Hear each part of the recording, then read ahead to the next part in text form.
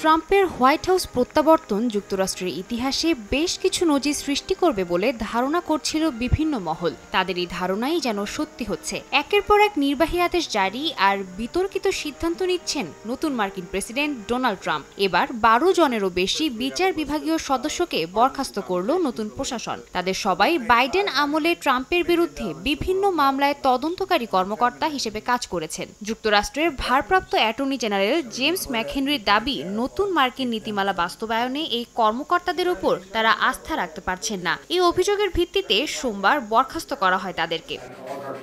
Trump প্রশাসনের এই সিদ্ধান্তের তীব্র সমালোচনা করেছেন সাবেক অ্যাটর্নি জেনারেল জয়েস ভান্স। তার দাবি, ট্রাম্পের পদক্ষেপ গণতন্ত্র এবং আইনের পরিপন্থী। এছাড়াও ত্রাণ বিষয়ে ট্রাম্পের জারি করা নীতিমালা এড়িয়ে যাওয়ার অভিযোগে বাধ্যতামূলক ছুটিতে পাঠানো হয়েছে ইউএসএইডের কিছু জ্যেষ্ঠ কর্মকর্তাকেও। তদন্ত শেষে চূড়ান্ত নির্দেশনা না আসা পর্যন্ত তাদের ছুটি বহাল থাকবে বলেও জানায় কর্তৃপক্ষ।